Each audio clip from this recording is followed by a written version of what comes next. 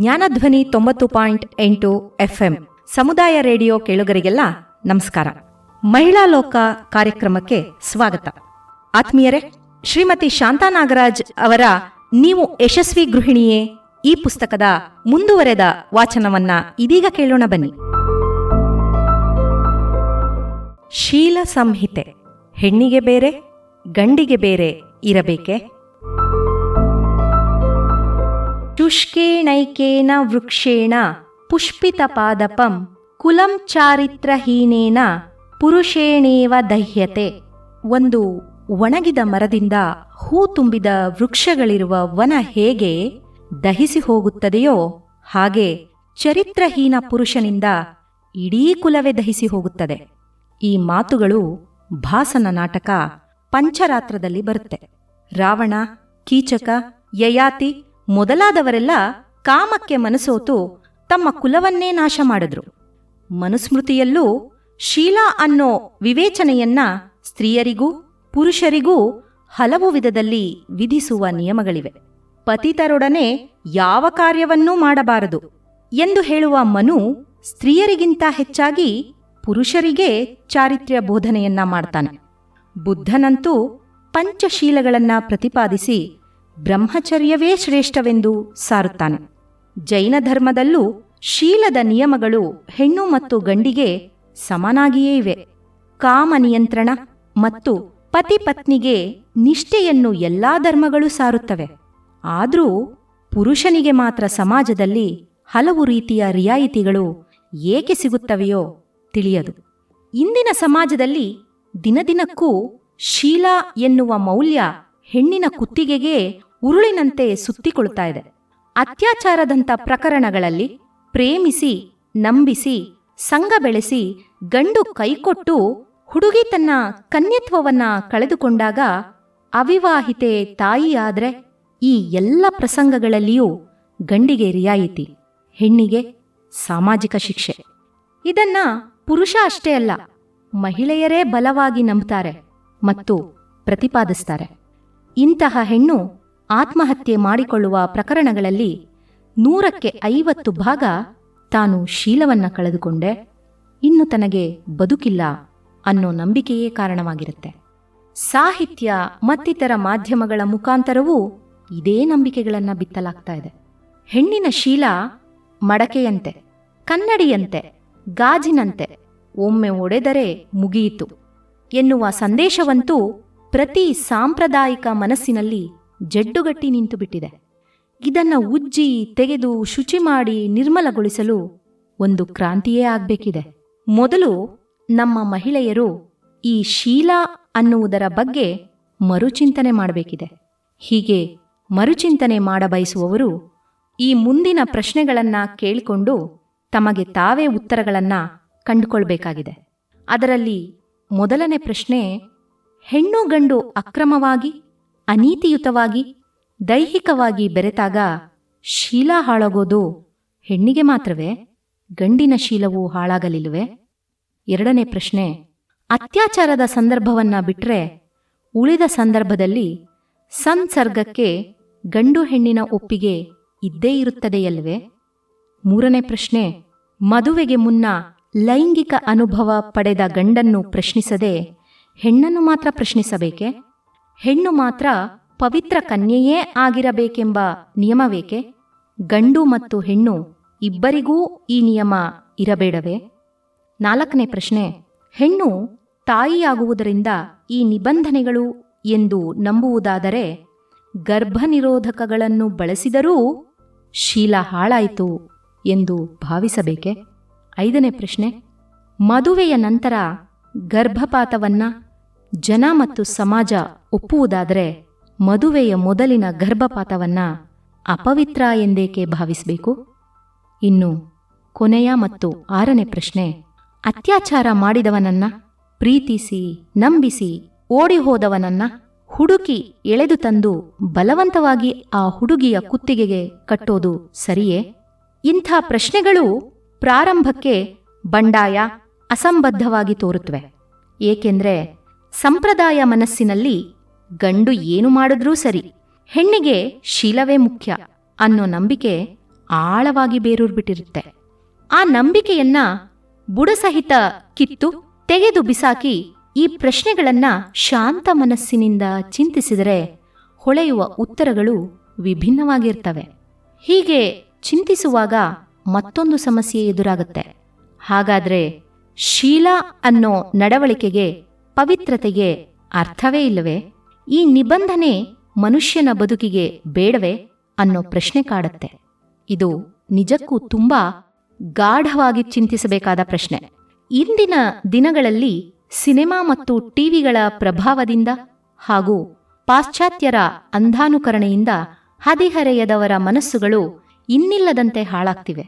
ಹೀಗೆ ಕೆಲವೇ ವರ್ಷಗಳ ಹಿಂದೆ ಕಾಲೇಜು ವಿದ್ಯಾರ್ಥಿನಿಯರೂ ಮಾಡಲು ಹೆದರುತ್ತಿದ್ದ ಕೆಲಸವನ್ನ ಇಂದಿನ ಹೈಸ್ಕೂಲ್ನಲ್ಲಿ ಓದುವ ಗಂಡು ಮತ್ತು ಹೆಣ್ಣು ಮಕ್ಕಳು ನಿರ್ಭಯದಿಂದ ಮಾಡಿಬಿಡ್ತಾ ಇದ್ದಾರೆ.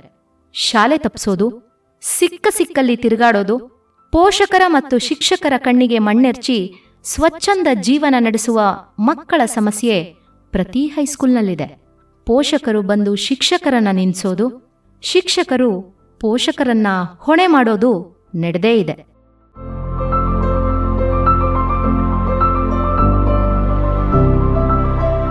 ಇಂಥ ಸಂದರ್ಭದಲ್ಲಿ ಏನ್ ಮಾಡಬೇಕು ಅನ್ನೋ ಪ್ರಶ್ನೆಗೆ ಉತ್ತರ ಸರಳ ಏನಿಲ್ಲ. ಇದು ಒಬ್ಬರ ಮನೆಯ ಪ್ರಶ್ನೆ ಅಲ್ಲ, ಒಂದು ಸಮಾಜದ ಪ್ರಶ್ನೆಯಾಗಿದೆ. ಮಾರಲ್ ಎಜುಕೇಶನ್ ಅಂದ್ರೆ ನೀತಿ ಶಿಕ್ಷಣ ಅನ್ನೋ ಪರಿಕಲ್ಪನೆಯೇ ಇಂದು ತುಂಬಾ ಕ್ಷೀಣವಾಗ್ಬಿಟ್ಟಿದೆ. ನಮ್ಮ ಶಿಕ್ಷಣ ವ್ಯವಸ್ಥೆಯಲ್ಲಿ ಗಣಿತ, ವಿಜ್ಞಾನ, ಇಂಗ್ಲಿಷ್ಗಳಿಗೆ ಇರುವಷ್ಟು ಬೆಲೆ ನೀತಿ ಬೋಧೆಗೆ ಇಲ್ಲ.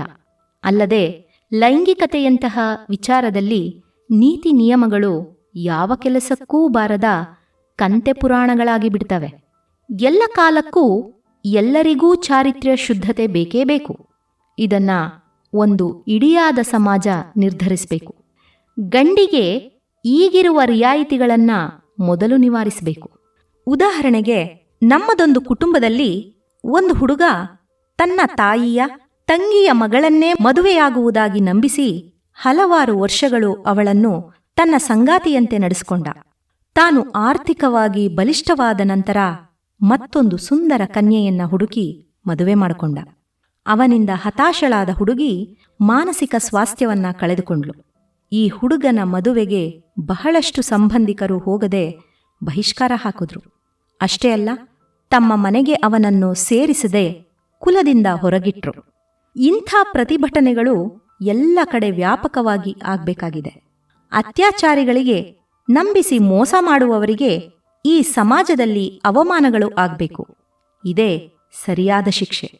ಇದನ್ನು ಕಂಡ ಮುಂದಿನ ಜನಾಂಗ ಇಂಥ ಕೆಲಸ ಮಾಡಲು ಹೆದರಬಹುದು, ಪಾಠ ಕಲಿಬಹುದು. ಅದು ಬಿಟ್ಟು ಅದಕ್ಕೆ ವಿರುದ್ಧವಾದ ನಡವಳಿಕೆಯೇ ಇಂದು ಸಮಾಜದಲ್ಲಿ ನಡೀತಾ ಇದೆ. ತಮ್ಮ ಮೊದಲ ಮಗಳನ್ನು ಕೊಂದವನಿಗೆ ತಮ್ಮ ಎರಡನೇ ಮಗಳನ್ನ ಕೊಟ್ಟು ಮದುವೆ ಮಾಡೋದು, ಚಾರಿತ್ರ್ಯಹೀನ ಎಂದು ತಿಳಿದಿದ್ರೂ ಶ್ರೀಮಂತ ಎಂದು ಮಗಳನ್ನ ಕೊಡುವುದು, ಇಂಥ ಉದಾಹರಣೆಗಳು ನಮ್ಮಲ್ಲಿ ಹೇರಳವಾಗಿವೆ. ಗಂಡನ್ನು ಪ್ರಶ್ನಿಸದಿರುವುದೇ ಸಹಜ ಎಂದು ಭಾವಿಸಲಾಗುತ್ತೆ. ಇಬ್ಬರು ಹೆಂಡಿರನ್ನ ಕಟ್ಟಿಕೊಂಡ ಗಂಡಸರು ಬಿರುದು ಬಾವಲಿಗಳನ್ನ ಪಡೆದವರಂತೆ ಬೀಗ್ತಾರೆ. ಅದೇ ಕೆಲಸ ಹೆಣ್ಣು ಮಾಡಿದರೆ ಅವಳು ಪತಿತೆಯಾಗ್ತಾಳೆ. ಸಣ್ಣ ಸಮಾಜದಲ್ಲಿ ಮೊದಲು ಈ ನಡವಳಿಕೆಗಳು ಬದಲಾಗಬೇಕು. ಹತ್ತಿರದ ಸಮಾಜವೆಂದರೆ ವ್ಯಕ್ತಿಯ ತಂದೆ, ತಾಯಿ, ಚಿಕ್ಕಪ್ಪ, ದೊಡ್ಡಪ್ಪ, ಇವರ ಹೆಂಡತಿ ಮಕ್ಕಳು, ಸೋದರ ಮಾವ, ಅತ್ತೆ, ಇಂಥ ಬಳಗಗಳು ಹೆಣ್ಣಿಗೆ ಅನ್ಯಾಯವಾದಾಗ ಶೀಲಗೆಟ್ಟವಳು ಅಂತ ದೂಷಿಸುವುದನ್ನ ಬಿಟ್ಟು ಅವಳ ಬಗ್ಗೆ ಸಹಾನುಭೂತಿ ತೋರಿಸಬೇಕು. ಅವಳಿಗೆ ಮತ್ತೆ ಮದುವೆ ಮಾಡುವ ಪ್ರಯತ್ನ ಮಾಡಬೇಕು. ಇದೀಗ ವಿಧವೆಯನ್ನ, ವಿಚ್ಛೇದಿತೆಯನ್ನ ಮದುವೆಯಾಗಲು ಹುಡುಗರು ಮುಂದೆ ಬರ್ತಾ ಇದ್ದಾರೆ. ಹಾಗೆಯೇ ಒಮ್ಮೆ ಜಾರಿದವಳ ಬಗ್ಗೆಯೂ ಸಮಾಜದಲ್ಲಿ ಉದಾರತೆ ಮೂಡಬೇಕು. ಜೊತೆಗೆ ಇದೇ ಸಮಾಜ ತಪ್ಪು ಮಾಡಿದ ಗಂಡಿಗೆ ತಮ್ಮ ನೆಂಟಸ್ತಿಕೆಯಿಂದ ಬಹಿಷ್ಕಾರ ಹಾಕಿ ಬುದ್ಧಿ ಕಲಿಸಬೇಕು. ಇಂಥ ಪ್ರಸಂಗಗಳಿಗೆ ಕೋರ್ಟು, ಕಚೇರಿ, ಸರ್ಕಾರ ಇತ್ಯಾದಿಗಳಿಂದ ಯಾವ ಸಮಾಧಾನವೂ ಸಿಕ್ಕೋದಿಲ್ಲ. ಸಿಕ್ಕರೂ ತುಂಬಾ ವಿಳಂಬವಾಗುತ್ತೆ.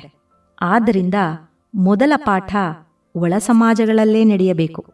ಸಿಂಧಿಗಳು, ಜೈನರು, ಮಾರವಾಡಿಗಳು ಇಂಥ ವಿಚಾರಗಳಲ್ಲಿ ತುಂಬ ಒಗ್ಗಟ್ಟು ಮತ್ತು ಕಟ್ಟುನಿಟ್ಟು. ಈ ಜನರು ವ್ಯಾಪಾರ ವ್ಯವಹಾರಗಳ ಸಲುವಾಗಿ ತಮ್ಮ ತಾಯ್ನಾಡನ್ನು ಬಿಟ್ಟು ಬೇರೆ ಬೇರೆ ಸ್ಥಳಗಳಲ್ಲಿ ಬದುಕ್ತಾರೆ. ಆದ್ದರಿಂದಲೇ ತಮ್ಮ ಆರ್ಥಿಕ ಹಾಗೂ ಸಾಮಾಜಿಕ ಭದ್ರತೆಯ ಸಲುವಾಗಿ ಕೆಲವು ಅಲಿಖಿತ ನಿಯಮಗಳನ್ನ ಪಾಲಿಸ್ತಾರೆ. ಈ ವ್ಯವಸ್ಥೆ ಎಲ್ಲ ಜನಾಂಗದಲ್ಲೂ ಬಂದರೆ ಅತ್ಯಾಚಾರ ಮತ್ತು ಮೋಸದಂಥ ಪ್ರಕರಣಗಳು ಕಡಿಮೆಯಾಗಬಹುದು.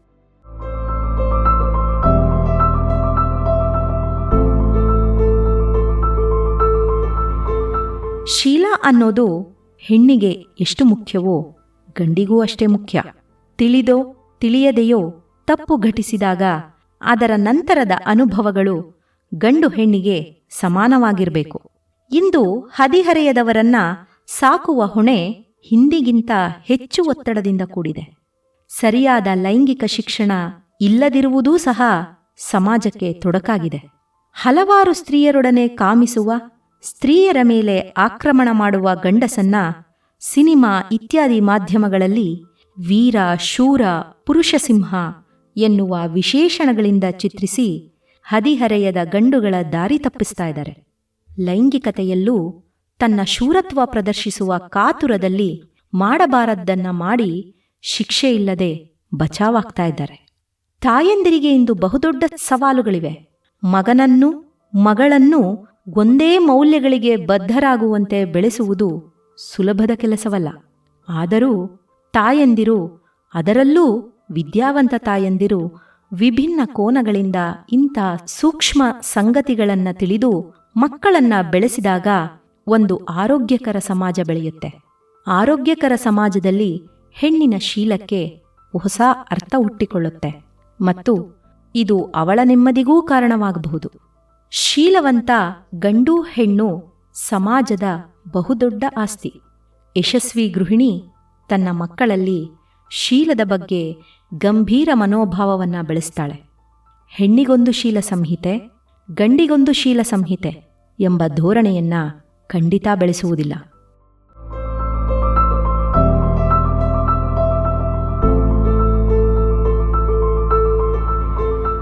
ತಾಯಿ ಮಗಳು. ನಮ್ಮ ರಾಮಾಯಣ, ಮಹಾಭಾರತದಂಥ ಕಾವ್ಯಗಳು, ಶಿವಪುರಾಣ, ಭಾಗವತ ಇತ್ಯಾದಿ ಪುಣ್ಯಕಥೆಗಳು, ವೇದ, ಉಪನಿಷತ್ ಮೊದಲಾದ ಶಾಸ್ತ್ರಗಳು ಇವು ಎಲ್ಲವೂ ಪುರುಷ ಮೂಲವಾದ ಸಂಬಂಧಗಳ ಬಗ್ಗೆಯೇ ತಿಳಿಸ್ತವೆ. ಪಿತೃವಾಕ್ಯ ಪರಿಪಾಲಕ ರಾಮ, ಪರಶುರಾಮ, ಮಾತೃಪ್ರಿಯ ಕೃಷ್ಣ, ಹೀಗೆ ತಂದೆ ಮಗನ, ತಾಯಿ ಮಗನ, ಅಣ್ಣ ತಂಗಿಯ, ಸಹೋದರ ಪ್ರೇಮದ ಸಾವಿರಾರು ಕಥೆಗಳು, ಕಥಾ ಪಾತ್ರಗಳು ಮಾದರಿಯಾಗಿ ಸಿಗುತ್ತವೆ. ಆದರೆ ಒಂದೇ ಒಂದು ತಾಯಿ ಮಗಳ ಮಧುರ ಸಂಬಂಧವನ್ನು ತಿಳಿಸುವಂತಹ ಮಾದರಿ ನಮ್ಮ ಪುರಾಣದಲ್ಲಾಗಲಿ ಇತಿಹಾಸದಲ್ಲಾಗಲಿ ಇಲ್ಲವೇ ಇಲ್ಲ. ಯಾಕಂದ್ರೆ ತಾಯಿ ಮಗಳ ಸಂಬಂಧವೇ ಅಲ್ಪಕಾಲದ್ದು. ಅದರಲ್ಲೂ ಬಾಲ್ಯ ವಿವಾಹ ರೂಢಿಯಿದ್ದೆಡೆ ಈ ಸಂಬಂಧದ ಅವಧಿ ಇನ್ನೂ ಕಡಿಮೆ. ಕೊಟ್ಟ ಹೆಣ್ಣು ಕುಲಕ್ಕೆ ಹೊರಗು ಆಗಿಬಿಡೋದ್ರಿಂದ ಈ ನೆಂಟಿಗೆ ಗಟ್ಟಿಯಾಗಿ ಬೆಸೆಯುವ ಶಕ್ತಿಯಿಲ್ಲ. ಮತ್ತು ಸಾಂಪ್ರದಾಯಿಕವಾಗಿ ಚಿಂತಿಸುವವರಿಗಂತೂ ಈ ಬಗ್ಗೆ ಚಿಂತನೆಯೂ ಅಗತ್ಯವಿಲ್ಲ. ಹೆಣ್ಣು ಮಗು ಹುಟ್ಟಿದ ಗಳಿಗೆಯಿಂದಲೇ ಕಂಡವರ ಮನೆ ಸೇರೋ ಒಂದು ವಸ್ತು ಆಗೋದಕ್ಕೆ ಹಾಗೂ ಎರಕಕ್ಕೆ ಹೊಯ್ಯುವ ದ್ರವದಂತೆ ಯಾವ ಆಕಾರ, ಗಾತ್ರ, ರೂಪಗಳಿಲ್ಲದಂಥ ಒಂದು ವಸ್ತು ಎಂದು ಭಾವಿಸಲಾಗುತ್ತೆ. ಇಂದಿಗೂ ಅನೇಕ ಮಾತೆಯರ ಮನದಲ್ಲಿ ಇವೇ ಸಾಂಪ್ರದಾಯಿಕ ಗುಣಗಳೇ ತುಂಬಿರ್ತವೆ. ಅನೇಕ ವಿದ್ಯಾವಂತ ತಾಯಂದಿರು ಇದೇ ರೀತಿ ಭಾವಿಸೋದು ಸೋಜಿಗ ಅನಿಸುತ್ತೆ. ಇಂದಿಗೂ ಕೆಲವು ಮುಂದುವರೆದ ವರ್ಗವನ್ನ ಹೊರತುಪಡಿಸಿದರೆ ಮೇಲ್ವರ್ಗದ ಸಮಾಜದಿಂದ ಹಿಡಿದು ಅತ್ಯಂತ ಕೆಳವರ್ಗದವರೆಗೆ ಪ್ರತಿ ಮನೆಯಲ್ಲೂ ಗಂಡಿಗೊಂದು ಮೌಲ್ಯ, ಹೆಣ್ಣಿಗೊಂದು ಮೌಲ್ಯ ಅನ್ನೋ ತತ್ವವೇ ಪ್ರತಿಪಾದಿತವಾಗೋದು. ಗಂಡಿಗೆ ಅಯಾಚಿತವಾಗಿ ದೊರಕುವ ಸೌಲಭ್ಯವೆಲ್ಲ ಹೆಣ್ಣು ತನ್ನ ಪರಿಶ್ರಮದಿಂದ ಪಡೆದುಕೊಳ್ಬೇಕಾಗತ್ತೆ. ಉದಾಹರಣೆಗೆ ವಿದ್ಯೆಯ ಅವಕಾಶವನ್ನೇ ತೆಗೆದುಕೊಳ್ಳಿ. ಇಂದಿಗೂ ಬಾಲ್ಯದಲ್ಲಿ ಶಾಲೆ ಬಿಡುವವರ ಸಂಖ್ಯೆಯಲ್ಲಿ ಗಂಡಿಗಿಂತ ಹೆಣ್ಣೇ ಹೆಚ್ಚು. ಒಂದು ಸಾಮಾನ್ಯ ಕುಟುಂಬದಲ್ಲಿ ಗಂಡು ಹೆಣ್ಣು ಎರಡೇ ಮಕ್ಕಳಿದ್ರೂ ಹೆಣ್ಣು ಸರಾಗವಾಗಿ ಓದಿಕೊಂಡು ಪರೀಕ್ಷೆಯಲ್ಲಿ ತೇರ್ಗಡೆಯಾಗುತ್ತಿದ್ರೂ, ಗಂಡು ವಿದ್ಯಾಭ್ಯಾಸದಲ್ಲಿ ಉದಾಸೀನನಾಗಿದ್ರೂ ತಂದೆ ತಾಯಿಯರು ಪೆದ್ದ ಮಗನಿಗೆ ಟ್ಯೂಷನ್ ಕೊಡಿಸಿಯಾದ್ರೂ ಶಾಲೆಯಲ್ಲಿ ಮುಂದುವರಿಸಿ ಆ ಟ್ಯೂಷನ್ ಫೀಸಿನ ಹೊರೆ ಜಾಸ್ತಿ ಆಯಿತು ಅಂತ ಮಗಳನ್ನ ಶಾಲೆ ಬಿಡಿಸೋ ಪ್ರಸಂಗಗಳೇ ಹೆಚ್ಚು. ಇನ್ನು ಸಾಮಾಜಿಕ ಬಂಧನಗಳು ಹೆಣ್ಣಿಗೆ ಹೆಚ್ಚು. ಅವಳ ಉಡುಗೆ ತೊಡುಗೆಗಳು, ಗೆಳೆಯ ಗೆಳತಿಯರು, ನಡವಳಿಕೆಗಳು ಎಲ್ಲದರ ಮೇಲೂ ತಾಯಿಯ ಎಚ್ಚರಿಕೆಯ ಕಣ್ಣುಗಳು ಸದಾ ಜಾಗೃತವಾಗಿರ್ತವೆ. ಹುಡುಗನಿಗೆ ಸದಾ ರಿಯಾಯಿತಿ ದೊರೆಯುತ್ತಲೇ ಇರೋದನ್ನ ಹೆಣ್ಣು ಮಗು ಬಾಲ್ಯದಿಂದಲೇ ಗಮನಿಸ್ತಾಳೆ.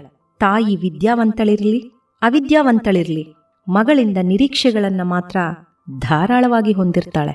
10 ವರ್ಷದ ಮಗಳು ಅಡುಗೆ ಮನೆಯಲ್ಲಿ ತನ್ನ ಜೊತೆ ಕೈ ಜೋಡಿಸಲಿ, ತಮ್ಮ ತಂಗಿಯರ ಅವಶ್ಯಕತೆಗಳನ್ನ ಪೂರೈಸುತ್ತಾ ಇರಲಿ, ಕಸ ಗುಡಿಸುವ, ಬಟ್ಟೆ ಒಣ ಹಾಕುವ, ಮಡಿಚಿಡುವ ಕೆಲಸಗಳನ್ನ ಸಲೀಸಾಗಿ 10 ವರ್ಷದ ಮಗುವಿನ ಹೆಗಲ ಮೇಲೆ ನಿರಾತಂಕದಿಂದ ಹೊರಿಸಲಾಗುತ್ತೆ. ಜೊತೆಗೆ ಅನೇಕ ವಿದ್ಯಾವಂತ ತಾಯಂದಿರು ತಮ್ಮ ಅಪೂರ್ಣ ಆಸೆಗಳನ್ನ ತಮ್ಮ ಮಗಳ ಮುಖಾಂತರ ಪೂರೈಸಿಕೊಳ್ಳೋದಿಕ್ಕೆ ಬಯಸ್ತಾರೆ. ತಾನಂತೂ ಸಂಗೀತ ಕಲೀಲಿಲ್ಲ, ನೃತ್ಯ ಕಲೀಲಿಲ್ಲ, ತಮ್ಮ ಮಗಳಾದ್ರೂ ಕಲೀಲಿ, ಅಡುಗೆ, ಟೈಲರಿಂಗ್ ಕಲೀಲಿ, ರಂಗೋಲಿ, ಕುಶಲಕಲೆ ಎಲ್ಲಾ ಕಲಿಯಲಿ ಅನ್ನೋ ಆಶಯ.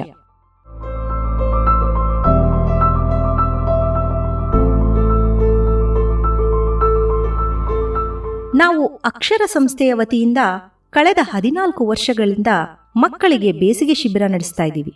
ಇದರಲ್ಲಿ ಶಾಲೆಯಲ್ಲಿ ಕಲಿಸದ ಮತ್ತು ಮಕ್ಕಳಿಗೆ ಕಲಿಯುವಿಕೆಯಲ್ಲಿಯೇ ಖುಷಿ ಕೊಡುವ ನಾಟಕ, ಚಿತ್ರಕಲೆ, ಮಣ್ಣಿನ ಆಟಿಕೆ ಮಾಡೋದು ಇತ್ಯಾದಿ ಕಲಿಸ್ತೀವಿ. ಇದರಲ್ಲಿ ತಮ್ಮ ಮಕ್ಕಳನ್ನ, ಅದರಲ್ಲೂ ಹೆಣ್ಣು ಮಕ್ಕಳನ್ನ ಕಳಿಸುವ ತಾಯಿಯರ ಬೇಡಿಕೆ ಒಂದೇ, ಸ್ವಲ್ಪ ಹಾಗೆ ಅಡಿಗೆ ಮಾಡೋದನ್ನು ಕಲಿಸಿ ಅನ್ನೋದು. ಇಲ್ಲಿ ಮುಖ್ಯವಾಗಿ ಗಮನಿಸಬೇಕಾದ ಅಂಶ ಒಂದಿದೆ. ತಾನಂತೂ ಇಂಜಿನಿಯರ್ ಆಗ್ಲಿಲ್ಲ, ಡಾಕ್ಟರ್ ಆಗ್ಲಿಲ್ಲ, ತನ್ನ ಮಗನಾದ್ರೂ ಡಾಕ್ಟರ್, ಇಂಜಿನಿಯರ್ ಆಗ್ಲಿ, ಅಂಗಡಿಯಿಂದ ಸಾಮಾನುಗಳನ್ನು ತರುವ, ಸ್ಕೂಟರ್, ಕಾರ್ ಕ್ಲೀನ್ ಮಾಡುವ ಕೆಲಸವನ್ನ ತನ್ನ ಮಗ ಕಲೀಲಿ ಅಂತ ಯಾವ ತಂದೆಯೂ ಬಯಸೋದಿಲ್ಲ. ಆದರೆ ತಾಯಿ ಮಾತ್ರ ತನ್ನ ಮಗಳ ಮೇಲೆ ಅಪಾರವಾದ ನಿರೀಕ್ಷೆಗಳನ್ನ ಯಾಕೆ ಇಟ್ಕೊಂಡು ಬೆಳೆಸ್ತಾಳೆ ಅನ್ನೋ ಪ್ರಶ್ನೆಗೆ ಉತ್ತರ ನಮ್ಮ ನಂಬಿಕೆ ಮತ್ತು ಸಾಮಾಜಿಕ ತಿಳುವಳಿಕೆಯ ತಳಹದಿಯ ಮೇಲೆ ನಿಲ್ಲತ್ತೆ. ಉದ್ಯೋಗಂ ಪುರುಷ ಲಕ್ಷಣಂ ಅನ್ನೋದು ಹಳೆಯ ನಂಬಿಕೆಯ ನುಡಿ. ಆದ್ರೆ ಮಹಿಳೆ ಮಾಡೋದು ಉದ್ಯೋಗ ಅಲ್ವೇ, ಕೆಲಸ ಅಲ್ವೇ ಅನ್ನೋ ಪ್ರಶ್ನೆಗೆ ತಕ್ಕ ಉತ್ತರವೇ ಸಿಗೋದಿಲ್ಲ. ಕುಚೋದ್ಯ ಹಾಗೂ ದುರಂತದ ವಿಷಯ ಅಂದ್ರೆ, ಹೆಣ್ಣಾಗಿ ಹುಟ್ಟಿದ್ದಕ್ಕೆ ಪ್ರಕೃತಿಯಿಂದ ಹಿಡಿದು ಸಮಾಜದ ವ್ಯವಸ್ಥೆಯವರೆಗೆ ಅನೇಕ ಹೊಣೆಗಳನ್ನ ಹೆಣ್ಣಿನ ತಲೆಗೆ ಕಟ್ಟಲಾಗಿದೆ. ಮಗುವನ್ನ ಹೊಟ್ಟೆಯಲ್ಲಿ ಹೊರುವ ಹಾಗೂ ಹೆರುವ ಕೆಲಸವನ್ನ ಪ್ರಕೃತಿ ದಯಪಾಲಿಸಿದ್ರೆ, ಮಗುವನ್ನ ಸಾಕುವ ಸಕಲ ಜವಾಬ್ದಾರಿಯನ್ನೂ ಸಮಾಜ ಅವಳ ತಲೆಗೆ ಕಟ್ಟಿದೆ. ತಾಯಿ ತ್ಯಾಗಮಯಿ ಅನ್ನೋ ಭ್ರಮೆಯ ಹಣೆಪಟ್ಟಿಯೊಂದಿಗೆ ತಾಯಿಯಾದವಳು ತಾನು ಹಸಿದಿದ್ರೂ ಮಗುವಿನ ಹೊಟ್ಟೆ ತುಂಬಿಸಬೇಕು, ತಾನು ಅರೆಬೆತ್ತಲಿದ್ರೂ ಮಗುವಿಗೆ ಬೆಚ್ಚಗಿನ ಮಡಿಲು ಕೊಡಬೇಕು, ತಾನು ದಣಿದಿದ್ರೂ ಮಗುವಿನ ವಿಶ್ರಾಂತಿಯೆಡೆಗೆ ಶ್ರಮಿಸಬೇಕು. ಹೀಗೆ ಅನೇಕ ಬೇಕುಗಳ ಪಟ್ಟಿಯನ್ನೇ ಅಲಿಖಿತ ನಿಯಮವನ್ನಾಗಿ ಮಾಡಲಾಗಿದೆ. ಇದ್ಯಾವುದೂ ಉದ್ಯೋಗ ಅನ್ನಿಸ್ಕೊಳ್ಳೋದಿಲ್ಲ. ಯಾಕಂದ್ರೆ ಇದಕ್ಕೆ ಯಾರು ಸಂಬಳವನ್ನಾಗ್ಲಿ ಕೂಲಿಯನ್ನಾಗ್ಲಿ ಕೊಡೋದೇ ಇಲ್ವಲ್ಲ. ಆದ್ರಿಂದ ಇದು ಕರ್ತವ್ಯ. ಇದಕ್ಕೆ ಗಳಿಕೆ ಇಲ್ಲದೆ ಇರೋದಷ್ಟೇ ಅಲ್ಲ, ರಜೆಯೂ ಇಲ್ಲ, ವಿಶ್ರಾಂತಿಯೂ ಇಲ್ಲ. ಇಂಥ ಎಲ್ಲ ತಿಳುವಳಿಕೆಗಳ ಮೇಲೆಯೇ ತಾಯಿಯಾದವಳು ತನ್ನ ಮಗಳನ್ನ ಸಾಕ್ತಾಳೆ. ಒಂದು ರೀತಿಲಿ ಈ ಸಾಕುವಿಕೆಯ ಬೆನ್ನೆಲುಬೇ ಮಗಳನ್ನ ಗೃಹಿಣಿತನಕ್ಕೆ ಮತ್ತು ತಾಯ್ತನಕ್ಕೆ ಸಿದ್ಧಗೊಳಿಸೋದು. ತಂದೆಯಾದವನು ತನ್ನ ಮಗನನ್ನ ತಂದೆತನಕ್ಕೆ ಸಿದ್ಧಗೊಳಿಸಬೇಕಾಗಿಲ್ಲ. ಆದ್ರೆ ತಾಯಿಯಾದವಳು ಮಾತ್ರ ತನ್ನ ಮಗಳನ್ನ ಪರಿಪೂರ್ಣ ಮಹಿಳೆಯನ್ನಾಗಿಸಲೇಬೇಕು. ಈ ಕಾರಣಕ್ಕೆ ತಾಯಿ ತನ್ನ ಮಗಳ ಬಗೆಗೆ ಅತ್ಯಂತ ನಿಷ್ಠುರವಾಗಿ ಕಟ್ಟುನಿಟ್ಟಾಗಿ ನಡೆದುಕೊಳ್ಬೇಕಾಗತ್ತೆ. ಮಗಳಿಗೆ ತಾಯಿ ಅಂದ್ರೆ ಭೀತಿಯೂ ಬೇಸರವೂ ಉಂಟಾಗಿ ಸ್ನೇಹಭಾವ ಕ್ಷೀಣಿಸುತ್ತೆ.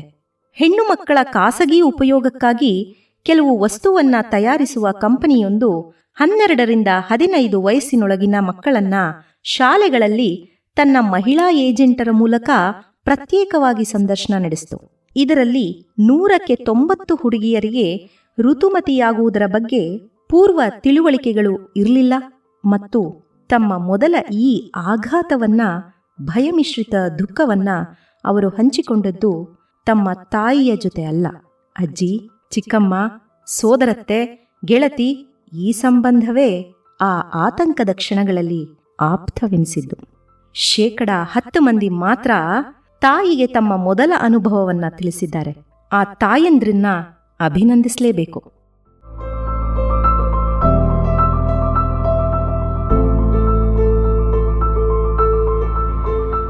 ಮಗಳು ಯೌವನಕ್ಕೆ ಬರುವವರೆಗೆ ಅಥವಾ ಮದುವೆಯಾಗುವವರೆಗೆ ತಾಯಿಗೆ ಸ್ನೇಹಿತೆ ಆಗೋದೇ ಇಲ್ಲ. ಅತ್ತೆಯ ಮನೆಗೆ ಹೋದ ಮೇಲೆ ಇದ್ದಕ್ಕಿದ್ದಂತೆ ತಾಯಿಗೆ ಮಗಳು, ಮಗಳಿಗೆ ತಾಯಿಯೂ ವಿಪರೀತ ಆಪ್ತರಾಗಿ ಬಿಡ್ತಾರೆ. ತನ್ನ ಅತ್ತೆಯ ಜೊತೆ ಅಮ್ಮನನ್ನ ಹೋಲಿಸಿ ತನ್ನ ಅಮ್ಮನೇ ಶ್ರೇಷ್ಠ ಅಂತ ಮಗಳು ನಿರ್ಧರಿಸ್ತಾಳೆ. ತನ್ನ ಸೊಸೆಯ ಜೊತೆ ಮಗಳನ್ನ ಹೋಲಿಸಿ ತನ್ನ ಮಗಳೇ ಶ್ರೇಷ್ಠ ಅಂತ ಅಮ್ಮ ನಿರ್ಧರಿಸ್ತಾಳೆ. ಮನಃಶಾಸ್ತ್ರಜ್ಞರ ತಂಡವೊಂದು ಏಷ್ಯಾ ಪೆಸಿಫಿಕ್ ಇಂಟರ್ನೆಟ್ನಲ್ಲಿ ಈ ತಾಯಿ ಮಗಳ ಸಂಬಂಧದ ಅಧ್ಯಯನ ನಡೆಸಲು ಒಂದು ಪ್ರಶ್ನಾವಳಿಯನ್ನ ಬಿತ್ತರಿಸಿತ್ತು. ಆ ಪ್ರಶ್ನಾವಳಿ 2 ಹಂತಗಳಲ್ಲಿತ್ತು. ಮೊದಲ ಹಂತ ಮಹಿಳೆ ತನ್ನ ತಾಯಿಯ ಬಗ್ಗೆ ಚಿಂತಿಸೋದು. 2ನೇ ಹಂತ ಅದೇ ಮಹಿಳೆ ತನ್ನ ಮಗಳ ಬಗ್ಗೆ ಚಿಂತಿಸೋದು. ಈ 2 ವಿಭಾಗಗಳಲ್ಲಿಯೂ ಪ್ರಶ್ನೆಗಳು ಹೆಚ್ಚು ಕಡಿಮೆ ಒಂದೇ ಆಶಯದ್ದಾಗಿತ್ತು. ಆದರೆ ಎಲ್ಲ ಮಹಿಳೆಯರ ಉತ್ತರಗಳಲ್ಲಿ ಮಾತ್ರ ವೈರುಧ್ಯತೆ ಇತ್ತು. ಉದಾಹರಣೆಗೆ, ತನ್ನ ತಾಯಿಯ ಬಗ್ಗೆ ಹೇಳುವಾಗ ತನ್ನ ತಾಯಿಯನ್ನ ಯಾವ ಮಹಿಳೆಯೊಂದಿಗೂ ಹೋಲಿಸಲಾಗೋದಿಲ್ಲ. ಆಕೆ ಶ್ರೇಷ್ಠಳು ಎಂದು ಭಾವಿಸಿ ಆಕೆಯಿಂದ ನಾನು ಕೆಲವು ಗುಣಗಳನ್ನು ಮಾತ್ರ ಕಲಿತೆ ಅಂತ ಗುರುತಿಸ್ಕೊಳ್ತಾರೆ. ಅದೇ ತಮ್ಮ ಮಗಳ ಬಗ್ಗೆ ಬರೆಯುವಾಗ ನಾನು ನನ್ನದೇ ಪರಿಕಲ್ಪನೆಯಂತೆ ನನ್ನ ಮಗಳನ್ನ ಸಾಕ್ತೇನೆ, ನನ್ನ ತಾಯಿ ನನ್ನನ್ನು ಸಾಕಿದಂತೆ ಅಲ್ಲ ಅಂತ ಹೇಳಿಕೆ ಕೊಡ್ತಾರೆ. ಇದರ ಅರ್ಥ ಇಷ್ಟೇ: ಬೇರೆಲ್ಲ ಸಂಬಂಧಗಳಲ್ಲಿ ಕ್ರಿಯೆ ಪ್ರತಿಕ್ರಿಯೆಗಳು, ಕಾರ್ಯಕಾರಣ ಸಂಬಂಧಗಳು ಇರ್ತವೆ. ಆದರೆ ತಾಯಿ ಮಗಳ ಸಂಬಂಧದಲ್ಲಿ ಮಾತ್ರ ಅನೇಕ ಗೊಂದಲಗಳು, ಅನೇಕ ಸ್ಥಾಪಿತ ಮೌಲ್ಯಗಳು ಮತ್ತು ಸಾಂಪ್ರದಾಯಿಕ ನಿರೀಕ್ಷೆಗಳು ಕೆಲಸ ಮಾಡ್ತಿರ್ತವೆ. ತನ್ನ ತಾಯಿ ಶ್ರೇಷ್ಠ ಅಂತ ಭಾವಿಸೋ ಮಹಿಳೆಯೇ ತಾನು ತನ್ನ ಮಗಳಿಗೆ ಶ್ರೇಷ್ಠವಾಗಬಲ್ಲೆನೆ ಅನ್ನೋ ದ್ವಂದ್ವದಲ್ಲಿ ಇರ್ತಾಳೆ. ತಾಯಿ ಮಗನ ಸಂಬಂಧದಲ್ಲಿರುವ ಬಿಗಿ ಮತ್ತು ನಿರೀಕ್ಷೆಯಿಲ್ಲದ ಸ್ನೇಹ ತಂತುಗಳು ತಾಯಿ ಮಗಳಲ್ಲಿರೋದಿಲ್ಲ. ಇಲ್ಲಿ ನಿರೀಕ್ಷೆಗಳು 2 ಕಡೆಯಿಂದ ಘೋಷಿತವಾಗಿರ್ತವೆ. ಪುರುಷನಿಗೆ ಮೊದಲು ತಾಯಿ, ನಂತರ ಬಹುಮಟ್ಟಿಗೆ ಆ ಸ್ಥಾನವನ್ನ ತುಂಬುವ ಹೆಂಡತಿ. ಜೀವನದುದ್ದಕ್ಕೂ ದೊರಕೋದ್ರಿಂದ ಮೂಲಭೂತ ಸೌಕರ್ಯಗಳಿಂದ ಆತ ತೃಪ್ತನೇ. ಆದರೆ ಹೆಣ್ಣಿಗೆ ಹಾಗಲ್ಲ. ಅವಳು ನಿರೀಕ್ಷಿತ ಹೊಣೆಗಳಿಂದಲೇ ಜರ್ಜರಿತಳಾಗಬೇಕಾಗತ್ತೆ. ತಾಯಿಯಾದಾಗ ಅನಿವಾರ್ಯವಾಗಿ ತನ್ನ ಮಗಳ ಬಗ್ಗೆ ಕಟುವಾಗ್ತಾಳೆ. ಇದೀಗ ಹೊಸ ಯುಗದಲ್ಲಿರುವ ನಾವು ಹೊಸ ಪ್ರಜ್ಞೆಯನ್ನ ಬೆಳೆಸಿಕೊಳ್ಬೇಕು. ಅದರಲ್ಲಿಯೂ ವಿದ್ಯಾವಂತ ಗೃಹಿಣಿಯರು ತಮ್ಮ ಹೆಣ್ಣು ಮಕ್ಕಳನ್ನ ಬೆಳೆಸುವಾಗ ವಿಶೇಷ ಎಚ್ಚರಿಕೆ ವಹಿಸಬೇಕು. ಎಚ್ಚರಿಕೆ ಅಂದ್ರೆ ಸಂಪ್ರದಾಯ ಜಗತ್ತು ವಿಧಿಸಿರುವ ಅವಳ ಶೀಲದ ಬಗ್ಗೆ, ನಡವಳಿಕೆ ಬಗ್ಗೆ ಅಲ್ಲ. ಇಂಥ ರೂಢಿಗತ ನಿರೀಕ್ಷೆಗಳಿಂದ ಮಗುವಿಗೆ ಆಗುವ ಘಾಸಿ ಎಷ್ಟು ಅನ್ನೋದನ್ನ ವೈಜ್ಞಾನಿಕವಾಗಿ ಅರಿಬೇಕು. ಗಂಡು ಮಗುವನ್ನ ಹೆಣ್ಣಿನಂತೆಯೂ, ಅಂದ್ರೆ ಮನೆಯ ಸಣ್ಣ ಪುಟ್ಟ ಕೆಲಸವನ್ನ ಕಲಿಸ್ತಾ, ಹೆಣ್ಣು ಮಗುವನ್ನ ಗಂಡಿನಂತೆಯೂ ಸಾಕಬೇಕು. ಹೆಣ್ಣು ಮಕ್ಕಳಲ್ಲಿ ಆತ್ಮಬಲವನ್ನ ಹೆಚ್ಚಿಸಬೇಕು. ಹೆಣ್ಣಾದ ಕಾರಣಕ್ಕೇ ಅಂಜಬೇಕು, ನಾಚಬೇಕು, ಕುಗ್ಗಬೇಕು, ಬಗ್ಗಬೇಕು ಇತ್ಯಾದಿ ಅವೈಜ್ಞಾನಿಕ ನಡವಳಿಕೆಗಳನ್ನ ಕಲಿಸಬಾರದು. ಕೆಟ್ಟ ಕೆಲಸ ಮಾಡುವಾಗ ಹೆಣ್ಣಾಗಲಿ ಗಂಡಾಗಲಿ ನಾಚಲೇಬೇಕು. ಹೆಣ್ಣು ನಾಚುವುದನ್ನ ನಮ್ಮ ಸಮಾಜ ಬಹಳ ಸುಂದರ ಅಂತ ಭಾವಿಸಿದ್ರೆ, ಗಂಡು ನಾಚಿಕೆ ರಹಿತನಾಗಿದ್ರೆ ಸಮಾಜಕ್ಕೆ ಅಷ್ಟೇ ಘೋರ ಅನ್ನೋದನ್ನ ನಮ್ಮ ತಾಯಂದಿರು ಅರಿಬೇಕು. ಇವತ್ತು ಎಷ್ಟೊಂದು ಜನ ರಾಜಕಾರಣಿಗಳು, ಅಧಿಕಾರಿಗಳು ತಮ್ಮ ಸ್ಥಾನದ ಬಲದಿಂದ ದೇಶದ್ರೋಹದ ಕೆಲಸ ಮಾಡಿ ಅದು ಬಹಿರಂಗಗೊಂಡಾಗಲೂ ಯಾವ ನಾಚಿಕೆ ಇಲ್ಲದೆ ರಾಜಾರೋಷವಾಗಿ ಸಾರ್ವಜನಿಕವಾಗಿ ಅಡ್ಡಾಡುತ್ತಿರೋದು ಅವರು ಬಾಲ್ಯದಿಂದಲೂ ನಾಚಿಕೆಯನ್ನು ಬಿಟ್ಟು ಬಿಟ್ಟಿದ್ರಿಂದ. ರಸ್ತೆಗಳಲ್ಲಿ ಮೂತ್ರ ಮಾಡೋದ್ರಿಂದ ಹಿಡಿದು ಬೀಡಿ ಸಿಗರೇಟುಗಳ ಹೊಗೆಯನ್ನ ಸಾರ್ವಜನಿಕ ಸ್ಥಳಗಳಲ್ಲಿ ಹರಡುತ್ತಾ ಅತ್ಯಾಚಾರ ಅನಾಚಾರಗಳನ್ನ ಎಗ್ಗಿಲ್ಲದೆ ನಡೆಸ್ತಾ ಇರೋ ಪುರುಷರ ಸಂಖ್ಯೆ ದಿನೇ ದಿನೇ ವೃದ್ಧಿಸ್ತಾ ಇರೋದು. ಬಾಲ್ಯದಲ್ಲಿ ಮಗಳನ್ನ ಅಂಕೆಯಲ್ಲಿಟ್ಟಂತೆ ತಾಯಿ ಮಗನನ್ನ ಅಂಕೆಯಲ್ಲಿಡದೆ ಗಂಡು ಏನು ಮಾಡಿದ್ರೂ ಸರಿ ಅನ್ನೋ ಭಾವದಲ್ಲಿ ಬೆಳೆಸೋದೇ ಮುಖ್ಯ ಕಾರಣ ಆಗಿದೆ. ತಾಯಿ ಮಗಳಿಗೆ ಬಾಲ್ಯದಿಂದಲೂ ಗೆಳತಿಯಾಗಬೇಕು. ಅವಳ ಮಾನಸಿಕ ಬೆಳವಣಿಗೆಗೆ ಒತ್ತಾಸೆಯಾಗಬೇಕು. ಏನೇ ಕಲಿಸೋದಿದ್ರೂ ಮೆಚ್ಚುಗೆಯಿಂದ ಹೆಮ್ಮೆಯಿಂದ ಕಲಿಸಬೇಕು. ಹೆಣ್ಣಾದ ಕಾರಣಕ್ಕೆ ಕೆಲವು ಕೆಲಸಗಳನ್ನ, ಅಂದ್ರೆ ಅಡುಗೆ, ಮನೆ ಕೆಲಸ ಇತ್ಯಾದಿಗಳನ್ನ ನೀನು ಕಲೀಲೇಬೇಕು ಅಂತ ಕಡ್ಡಾಯ ಮಾಡೋದ್ಕಿಂತ ಸ್ವಂತ ವ್ಯಕ್ತಿತ್ವ ಬೆಳೆಸ್ಕೊಳ್ಳೋದಿಕ್ಕೆ, ಪರಾಧೀನತೆ ಇಲ್ಲದೆ ಸ್ವತಂತ್ರ ಬಾಳನ್ನ ಕಳೆಯೋದಿಕ್ಕೆ ಕೆಲವು ಕೆಲಸಗಳನ್ನ ಗಂಡು ಹೆಣ್ಣು ಕಲೀಲೇಬೇಕು ಅನ್ನೋ ಅರಿವನ್ನ ಬೆಳೆಸೋದೇ ಉತ್ತಮ. ಆರೋಗ್ಯಕರ ಸಮಾಜಕ್ಕೆ ಆರೋಗ್ಯಕರ ಮನಸ್ಸುಗಳ ಅಗತ್ಯ ತುಂಬ ಇದೆ. ಪ್ರಜಾಸಂಖ್ಯೆಯಲ್ಲಿ ಪುರುಷ ಸ್ತ್ರೀಯರ ಸಂಖ್ಯೆ ಸಮಸಮನಾಗಿದೆ. ಪುರುಷನದು ಧೀರ ವೀರ ಜಗತ್ತು, ಅವನೇ ನಾಯಕ. ಮಹಿಳೆಯದು ಸೇವಕಿ ಅನುಯಾಯಿಯಾಗಿ ಬಗ್ಗಿ ನಡೆಯುವ ಜಗತ್ತು ಅಂತ ಎಂದಿಗೂ ಆಗ್ಬಾರ್ದು. ಯಾರ ಮೇಲೆ ಯಾರೂ ಶೋಷಣೆ ಮಾಡಬಾರ್ದು. ಇಂಥ ಸಮಾಜ ಕಟ್ಟೋದಿಕ್ಕೆ ತಾಯಂದಿರು ಪ್ರಮುಖ ಪಾತ್ರ ವಹಿಸಬೇಕು. ಮಗನಷ್ಟೇ ಮಗಳನ್ನ ಬಲಾಢ್ಯಳನ್ನಾಗಿ ಬೆಳೆಸಿದಾಗಲೇ ಮಹಿಳೆಯ ಮೇಲೆ ಆಗುತ್ತಿರುವ ಅತ್ಯಾಚಾರಗಳು ಅನಾಚಾರಗಳು ತಪ್ಪುತ್ತವೆ. ಮಹಿಳೆ ಪುರುಷನಿಗಿಂತ ಯಾವುದರಲ್ಲೂ ಕಡಿಮೆ ಅಲ್ಲ ಅನ್ನೋದನ್ನ ತಾಯಿಯಾದವಳು ಮೊದಲು ಅರಿಬೇಕು. ಮಗ ಮಗಳು ಇಬ್ಬರಲ್ಲೂ ನಾಯಕತ್ವದ ಗುಣಲಕ್ಷಣಗಳನ್ನು ಬೆಳೆಸಬೇಕು. ಇಬ್ಬರಲ್ಲೂ ಸ್ವಾಭಿಮಾನ ಸ್ವಾವಲಂಬನೆಯನ್ನ ಮೂಡಿಸಬೇಕು. ಇದರ ಮೂಲಕ ಸಮಾನ ಶಿಕ್ಷಣ ಸಮಾನ ಭಾವ ಎರಡನ್ನೂ ಹಂಚಬಹುದು ಅಲ್ವೇ?